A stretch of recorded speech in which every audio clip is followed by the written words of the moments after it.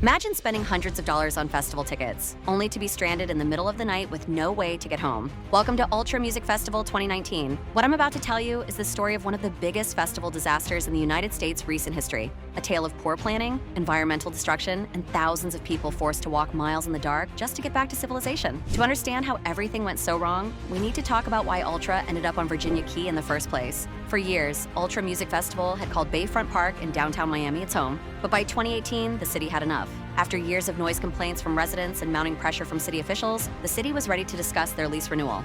In September 2018, the Miami City Commission unanimously voted against renewing Ultra's contract at Bayfront Park, effectively prompting the festival to seek an alternative venue. The festival, that had grown from a small electronic music gathering to a massive international event, had simply outgrown its welcome in the heart of Miami.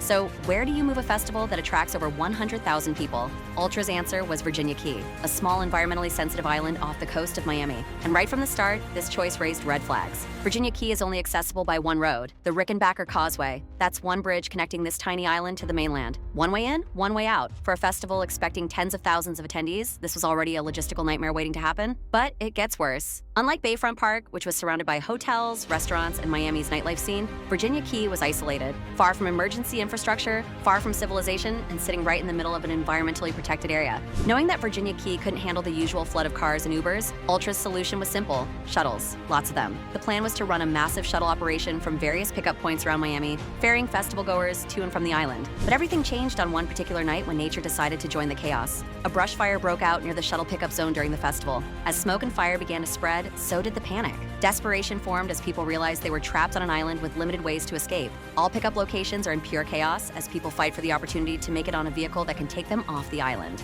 The situation went from bad to absolutely terrifying in a matter of minutes. Miami authorities made a decision that would define the entire disaster. They shut down all general vehicle access to the Rickenbacker Causeway. No Ubers, no personal cars, no emergency pickups from friends or family. The only vehicles allowed on the bridge were Ultra-approved shuttles. Thousands of people were now trapped on Virginia Key with their only escape route severely restricted. The shuttle system that was already failing spectacularly was now the only way off the island. What happened next became a story that would echo through festival circles for years. With no shuttles available and no other transportation options, thousands of festival goers made a decision that they weren't expecting after hours of attendance. They started walking. Multiple miles, in the middle of the night, across the Rickenbacker Causeway. Some were barefoot, having danced all day in uncomfortable shoes. Others were carrying heavy bags, phone chargers, water bottles, everything they'd brought for a day at the festival. But here's what made it even worse. There were no lights along parts of the bridge, no water stations. Cell service was spotty at best, and there was virtually no law enforcement presence to guide or help the massive crowd of people making this uncomfortable trek. The images and videos that emerged were surreal. Thousands of people looking like zombies in a post-apocalyptic movie, slowly marching across this bridge in the dark.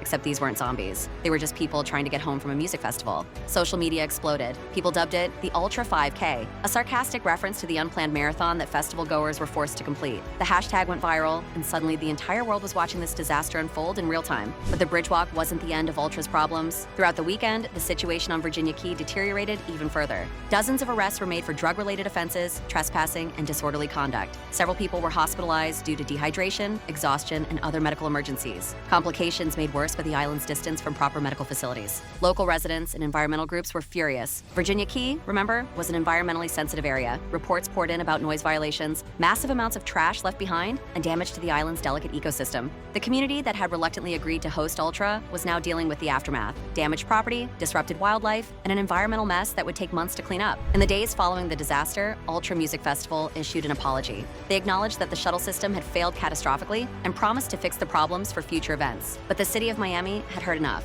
After reviewing the environmental damage, the traffic failures, and the public safety risks, officials made their decision. Ultra would not be permitted to return to Virginia Key. The festival that had promised to transform this small island into a world-class venue had instead turned it into the site of one of the biggest logistical disasters in festival history. 1 year, that's all it took for Ultra to burn its bridges, literally and figuratively, with Virginia Key. The following year, Ultra was forced to move again. Fortunately for them, they were permitted to return home to Bayfront Park. Virginia Key had become a cautionary tale about what happens when ambition meets poor planning. Ultra 2019 was unforgettable, but not in the way anyone hoped. What was supposed to be a weekend of incredible music and unforgettable memories instead became a disaster that people are still talking about years later. From the failed shuttle system to the brush fire, from the bridge walk to the environmental destruction, Ultra proved that even the biggest festivals in the world can spectacularly fail when proper planning meets environmental reality. What other festival disasters do you want me to cover next? Let me know in the comments below, and I'll see you in the next video.